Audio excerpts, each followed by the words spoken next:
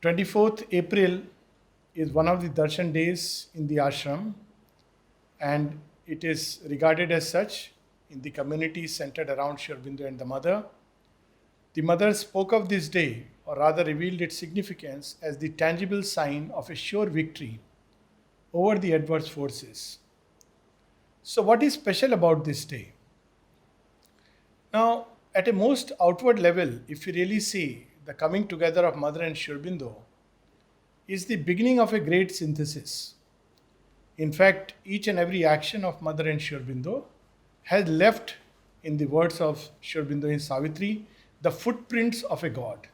So, all that they have done, all that they have written, all that they have, wherever they have stepped, has become a place, a center, or a mark, or a pathway along which humanity is bound to follow. And we can take number of examples, but to focus on the issue here, the coming together of Mother and Sri Aurobindo, as we see, is the coming together most outwardly of the West and the East.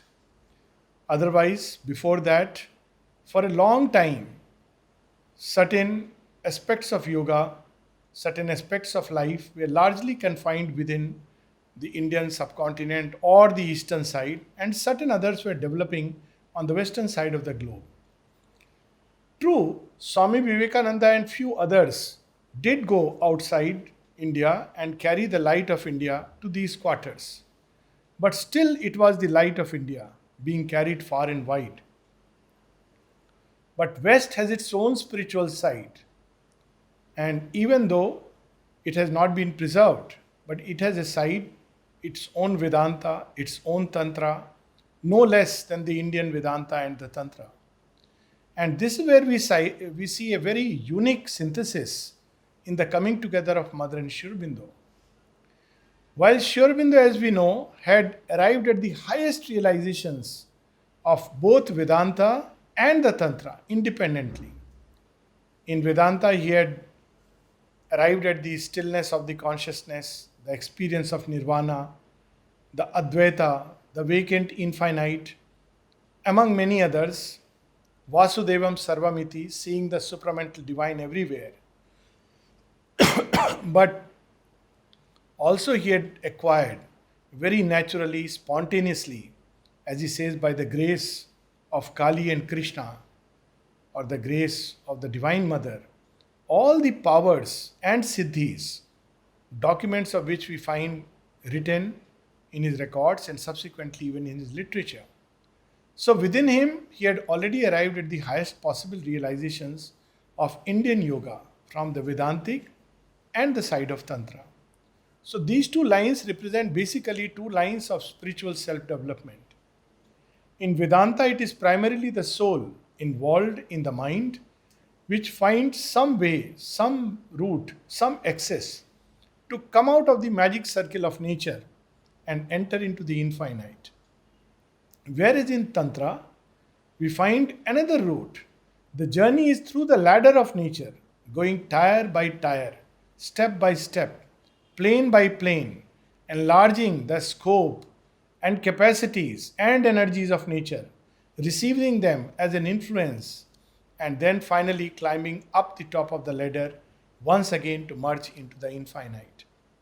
Now, this is the Indian yoga, and we are all familiar with it. What about the mother? Sri Aurobindo has remarked that even before coming to India, she was already an adept in the yoga of the Gita as well as the Buddhist yoga. She had completed this.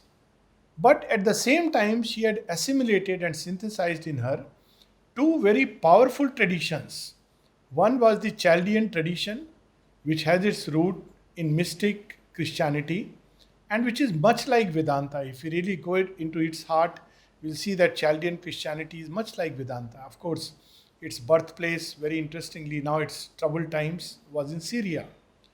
On the other side, she had also mastered the occult tradition of Kabbalah, which is the esoteric side or the occult side of Jewish tradition. As we know, she was born a Jew, and within herself, right in her blood, there flowed on one side the blood of the pharaohs from Egypt, on the other side, Her father was a Turk, and then she was born in France, where the previous age was worked out right from the time of Socrates down to the period in which she was born, the Renaissance in Europe. So we see she had accumulated within her, synthesized within her, the highest that the West had to offer, whereas Sri Aurobindo had assimilated and synthesized in him the highest that the East had to offer, and the two had to come together. For long they could not remain separated. They cannot. They had to come together and give their best to the world. And that's what we see in the synthesis, where Sri Aurobindo in the very beginning speaks of the world as a cauldron of media in which all the past tendencies and energies are shredded and put forth to cook a nice vegetable for the new creation. Basically, the new creation cannot be isolated in compartments by its nature. It's a creation based on oneness and unity. Though for long we have had these separations between the East and the West, Vedanta and Tantra, this cult, that school, this religion, that ideology. But now the time has come when the very best of all these has to come together, and that we see in the coming together of the Mother and Sri Aurobindo. At another level, and that we see in the ashram and many of the, like Auroville and many places which have sprung up from the combined creation of Mother and Sri Aurobindo, is the best of Western customs and culture and the best of Indian and Eastern thought and culture. So on one side we have the liberated spirit, the spirit of individuality, which we find very, very strongly in Sri Aurobindo's writings, and of course even in Mother's writings. In fact, she is the one who coined the word psychic being, which stands for the true individual within us. At the same time, we find that together the sense of society, the collectivity, that too coming together and forming a new and unique yoga, which is no more for the individual, but for the collective emancipation and collective transformation of mankind. We see the evolutionary theory of the West as well as the Vedantic idea of evolution in India. All these different streams, the highest thoughts, and that the culture had to offer on both sides of the globe coming together. If we pause and look again, we also see another kind of synthesis taking place. We see that in Sri Aurobindo, on one side, there is an extreme development of the intellectual side of humanity. It is the difficulty, it is the challenge, and Sri Aurobindo had to show that even with a highly developed intellect, and I use the word even because the more developed the intellect, the more challenging and difficult it becomes to realize the divine or to engage in yoga, because that's the long route of yoga. And yet Sri Aurobindo, with his mighty, wide and powerful intellect, engages in yoga and finds a way, stills the brain and the mind and the entire consciousness, and emerges like a shooting star, as Sri Aurobindo writes in Savitri, as an arrow leaping from the bow of God. As an arrow hunting for its prey, he quested like a hunting hound towards its prey. So that is how his aspiration climbed through the mind, piercing the lid, high, high, high, far above. On the other hand, we see in the Mother an extreme development of the other side, what is called as the right-sided faculties. She is a painter, an aesthete in the real sense of the word. She is an expert in painting. She is an expert in music. She is a master in organizing life, organizing things. So all the capacities and faculties of the right hand, which if we take again Indian thought, the masculine and the feminine side, they come together. And there we go into the deeper secret of their union. Indeed, in creation, in the divine himself, though he is one, there are two sides, two aspects, known in India as Ishvara and Ishwari, the Lord and his Shakti, Prakriti and Purusha, Brahman and Maya. And they are two sides of one reality. If we approach him from the masculine side, then we enter into the realization of Brahman and the Ishvara who stands behind.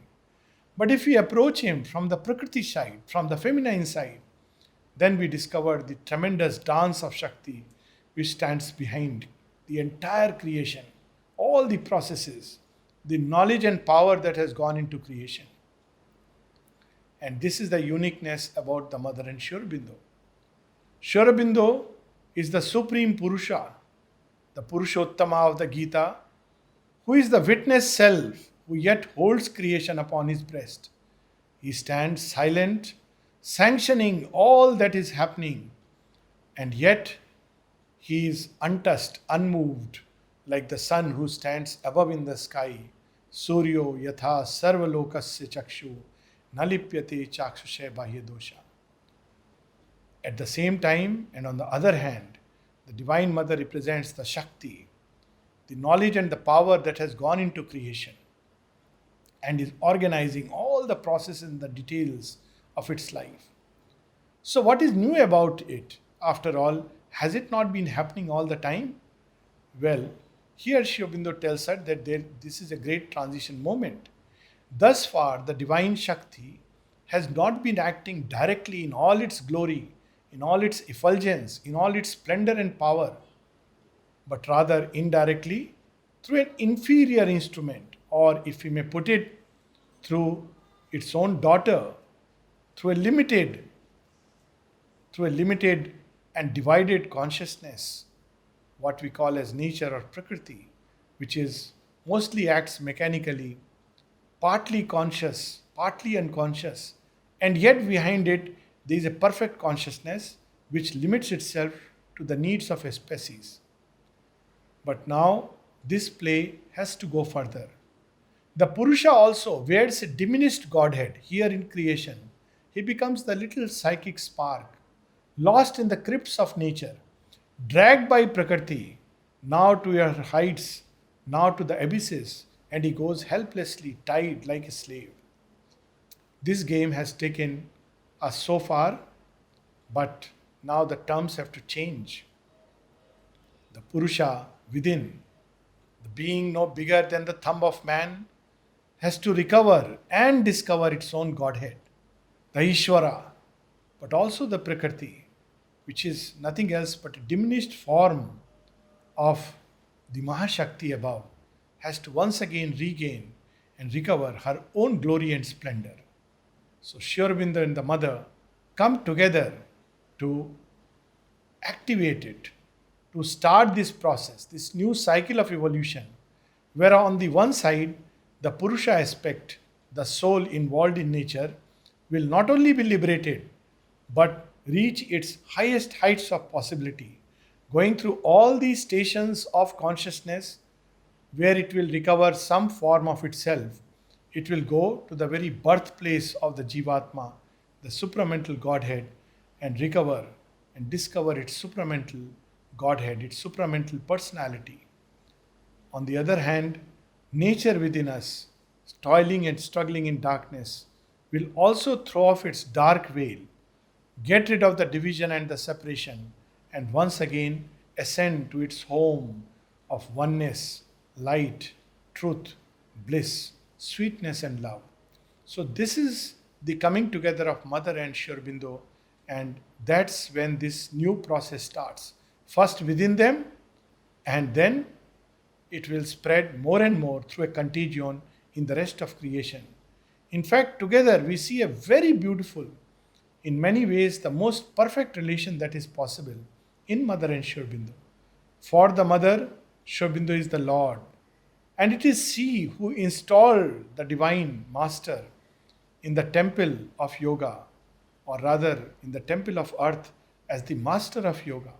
She is the one, when she came, she taught everyone how to sit before the Master, how to be before him, how to love him, how to adore him, how to worship him, how to serve him. She forgot herself totally in his worship. But at the same time, on the side of Sri Aurobindo, he taught us, or rather, he installed the Divine Mother as the guiding and moving force of her nature, as the Shakti who shall henceforth govern and move this human nature along the pathways that are intended and willed by the Divine. So, this too we find as beautiful and majestically in their relation. And very interestingly, Sri Aurobindo speaks about it, and I would like to read something very interestingly about this change of relationship which takes place between the two. First, someone has seen a dream in which he sees Sri Aurobindo and the mother as Ishvara and Shakti, or rather a vision, and Sri Aurobindo says, the mother and myself stand for the same power in two forms. So the perception in the dream was perfectly logical. Ishvara, Shakti, Purusha, Prakriti are only the two sides of the one divine. But in the lower creation, we see the Shakti has become Prakriti and she is on the left side. Whenever we see the images of the gods with their Shakti, we see Parvati, Radha, or Sita seated on the left side. But this is because Prakriti is still not yet, she has not recovered the glory. So she takes creation and offers it to the Purusha. This is her work. So the yoga was also like that. Even one of the widest paths, the path of the Gita, is a continuous gathering up of things and offering it to the Lord, the Ishvara. But now we have gone back to the original term. This offering of Prakriti starts when once it touches rock bottom. But in the beginning, it is not like that. The divine wills and Shakti goes forth out to fulfill his will, his intent. So, therefore, the Shakti comes to the right side. She is the one who executes the divine's will. There is no more of offering required, but simply an opening to the Shakti, because she is the upbearer and the upholder of the divine will. And to open to her means to automatically get the sanction of the divine. So Sri Aurobindo changed the rules of the game. Rather, set it right and put it in the right way. So the disciple asks a question: is there any significance in mother's standing on the right side and yours standing on the left in my experience? Saw like this, we see the Darshan photograph, and the first combined Darshan which took place on 24th November 1926, the Siddhi day. It's described beautifully that Sri Aurobindo sat and he was on his chair, and the mother came and sat on a stool which was onto the right side and slightly below. And Sri Aurobindo was holding his hand, lifting his hand, and kept it behind the mother. Whereas all the disciples came and they were touching their feet, and it was the mother who was blessing them. It is as if Sri Aurobindo was blessing through the mother. So this is the right relation. And Sri Aurobindo answers, yes, she is the executive power and must have the right arm free for action. Anything that the mother sanctioned or said had Sri Aurobindo's implicit sanction to it. It's a very beautiful experience of the mother where she goes to Sri Aurobindo. It's in 1959. And she tells him, the world is not ready. She asks Sri Aurobindo, she speaks of the world of truth and tells him all the plans. And she says, Sri Aurobindo doesn't say a word. What does he do? He picks up 3 combs and puts them on 3 sides of his head. And then the mother says that it meant that Sri Aurobindo was telling her, I adopt all your conceptions. Whatever you have conceived, whatever you have willed, I accept it. At the same time, he just said 2 words. When mother asked, when will this world of truth, which is so near, as a lining to the world of falsehood, to this physical world, when will it manifest? And Sri Aurobindo simply said, not ready. So she is given the task of making it ready. This symbolism which puts her on the left side belongs to the ignorance. In the ignorance, she is on the left side.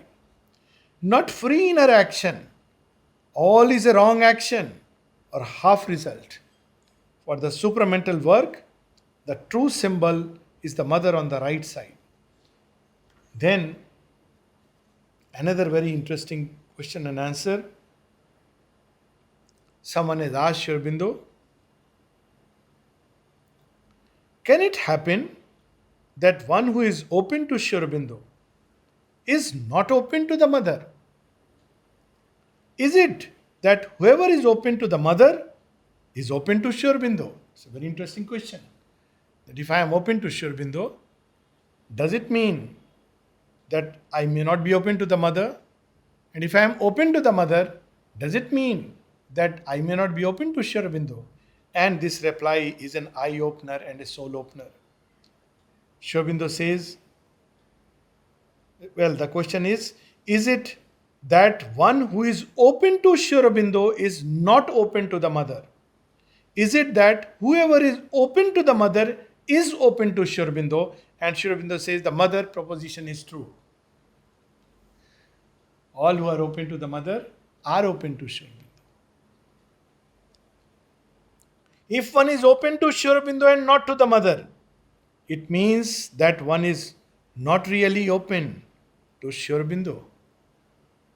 So beautifully he has said about this relation. And this is the true relation. The other day we were reading about this vision, and I feel like reading it again.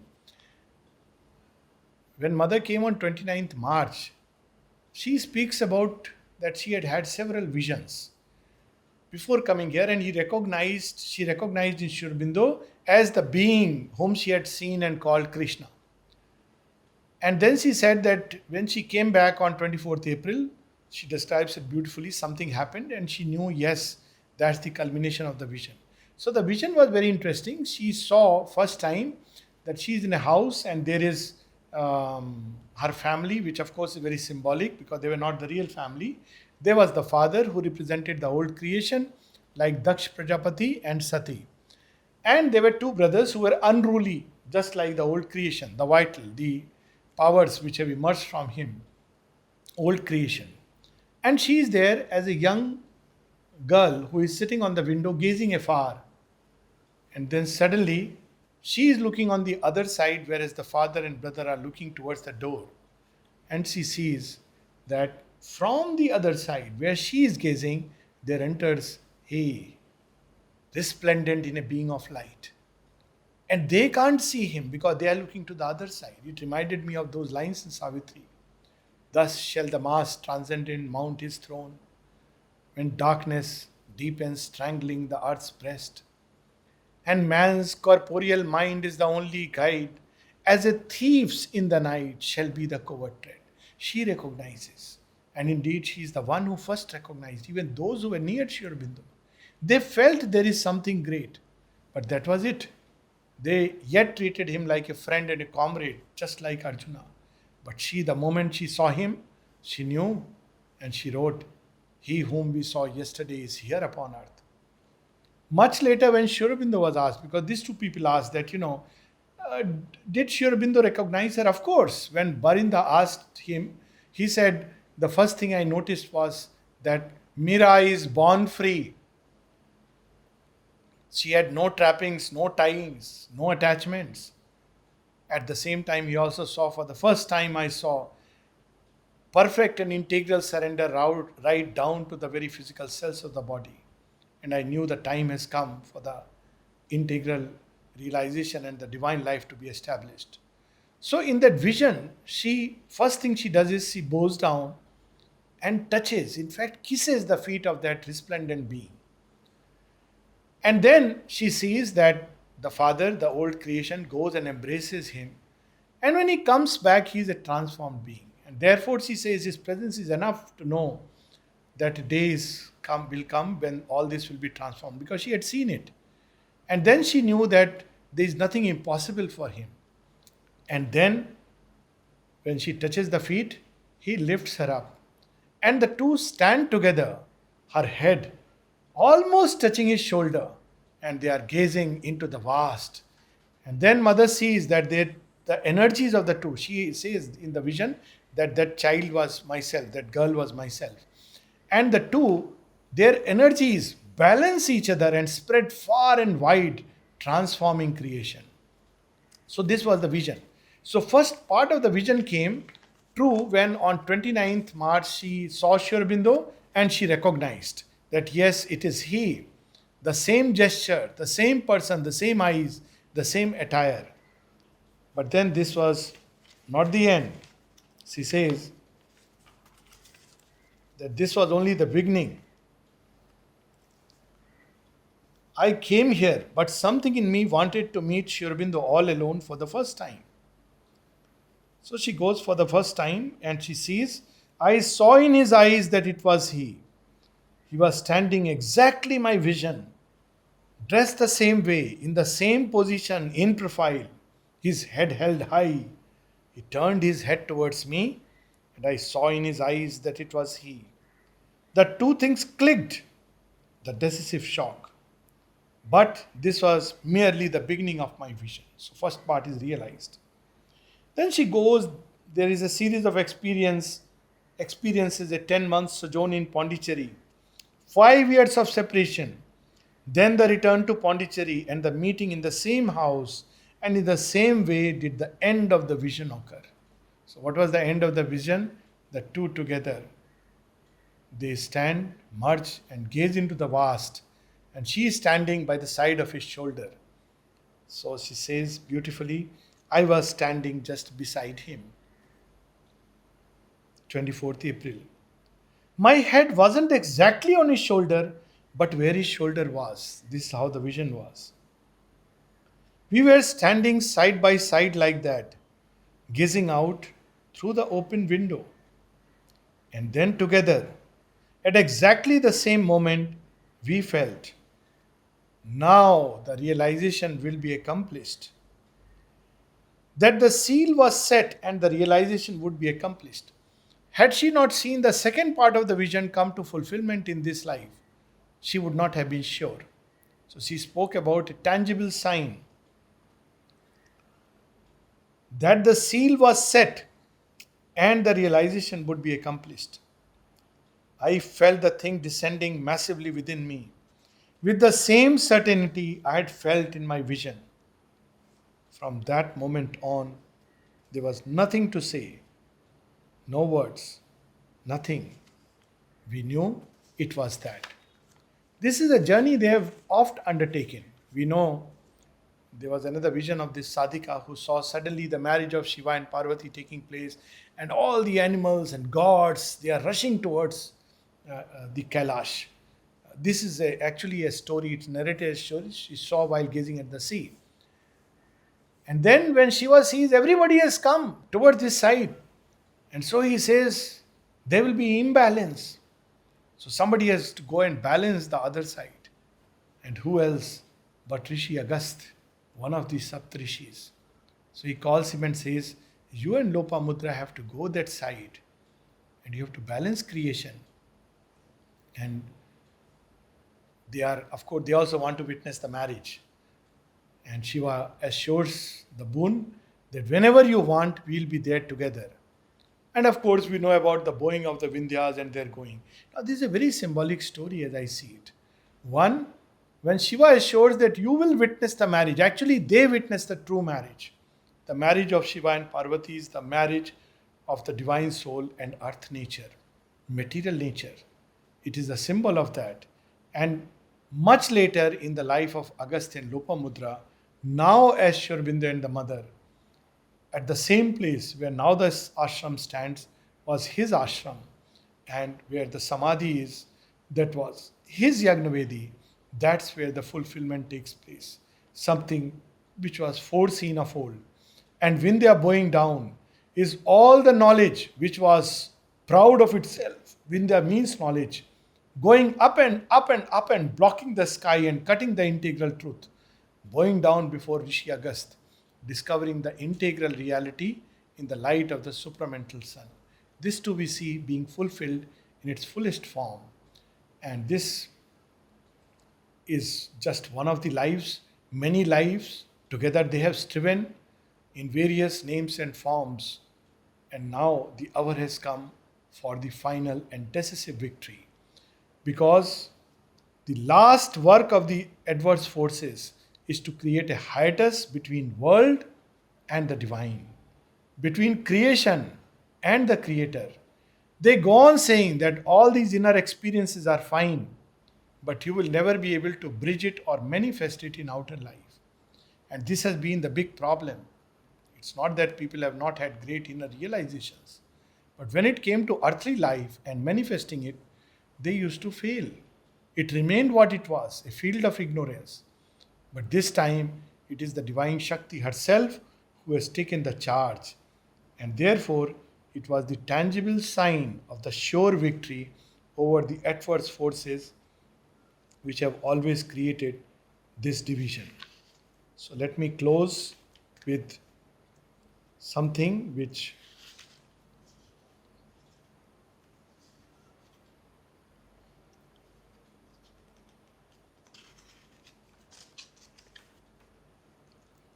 is a wonderful advice, spiritual advice to all of us. Why should we know about all this? Why don't we just read the book on yoga and practice the yoga as per the almanac? Well, there are two approaches of yoga. One is as per the scripture. And that's where we have a tendency to form a religion. And another where we simply turn towards Mother and Sri Aurobindo and they do the yoga for us. And unfortunately, people think that creates a religion. Well, that does not create a religion. Religion is created if you see the entire history when people are confined to the book. And then there are interpretations. There are cults around books, various interpretations, ideologies, and they even fight and kill each other over the book. But when it comes to the divine personality, then there is unity. Where can be the possibility of division when it comes to the divine personality of Krishna or Jesus? And of course now the divine personality of the Mother and Sri Aurobindo. So here is the disciple asking, Mother, Sri Aurobindo has always said that you are within us. The mother says, yes, it is true, perfectly right. Me, I am there as a presence in the eternal flame, the power that animates and initiates the action, the peace that renders all sweet and peaceful, the joy that overflows and sublimates, the light that purifies, and the vibration that sanctions. Sri Aurobindo is there as a sustaining entity, and me, I am there like a guide. In fact, it is the same identity in two, one who observes, the witness, and the other that effectuates, the Shakti. So long as one has not realized that, one cannot understand anything. Yes, my child, he who recognizes Sri Aurobindo and me, in fact, it is the same thing, the same identity. For him, all obstacles, all difficulties, all traps, all these so-called interruptions on the march towards the truth are swept away and removed forever. In this life, as well as after death, and in the lives to come, till eternity, one can draw a parallel. There are religions, and I don't want to name them, where there is no mention of Shakti. One has to only rely on the Purusha and the teachings. Whereas we see very interestingly that at least with regard to two avatars, we see there is a play of the Shakti, so much so that there is a whole side of approach to Krishna, and it is said that you cannot realize Krishna unless you have pleased Radha. And similarly, we see in the story of Rama and Sita, there is a whole version of Ramayana which mentions that Ravana was not finally destroyed by Rama. Every time he was destroyed, something like his shadow kept emerging, and his final destruction was by Sita assuming the form of Kali. So we see that there is in India this thought that the Ishvara and the Shakti together are required for the annihilation of all darkness. Just one is not enough. And this is the thought we find here once again. but arriving at its finality. Those he who recognizes Sri Aurobindo and me as one, all obstacles are swept away and removed forever. In this life, as well as after death, and in the lives to come, till eternity. So much so that she has gone on to say that when you begin to see us as one, when to bow before Sri Aurobindo is to bow before me, and to turn to me is to turn towards Sri Aurobindo, then you begin to be ready to open to the supramental force. This is the sign that one is open to the supramental force. And finally, something very beautiful with which we can stop and enter for the Darshan day. Yes, for him, the Lord is all powerful because he is there with all his power. What does such a devotee do? What is he supposed to do? What is the practice of yoga enjoined for such a person? She says, only to repeat, Ma Sri Aurobindo, Ma Sri Aurobindo, Ma Sri Aurobindo, Ma Sri Aurobindo, Ma Sri Aurobindo. That is enough.